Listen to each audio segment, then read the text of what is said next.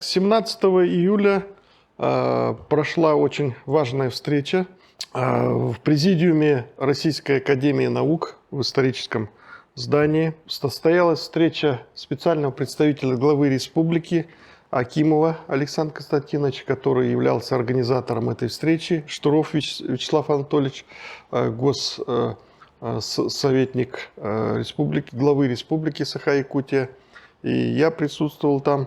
Значит, вице-президент Академии наук Республики Саха-Якутия. Встреча прошла в хорошей доброжелательной атмосфере, длилась порядка 1,5 часа.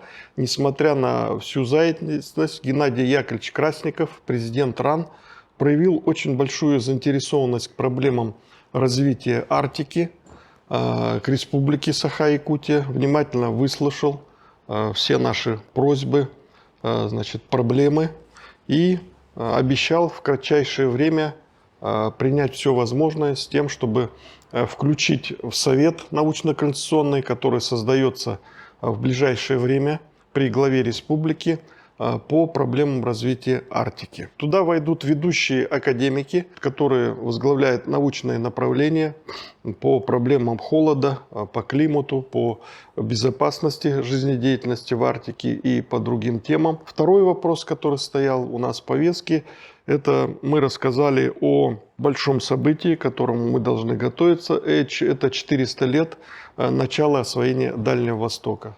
Все экспедиции, которые проходили через город Якутск. Также президент РАН проявил живейший интерес и свою осведомленность в этих вопросах. И также я думаю, что РАН и Республика Саха будут взаимодействовать в научном обеспечении этой большой даты, этой великой даты. В 1632 году был создан город Якутск. Это опорная база практически для всех экспедиций научных, благодаря которым был присоединен к России весь Дальний Восток. Огромная территория, которую мы сегодня должны сохранять и приумножать.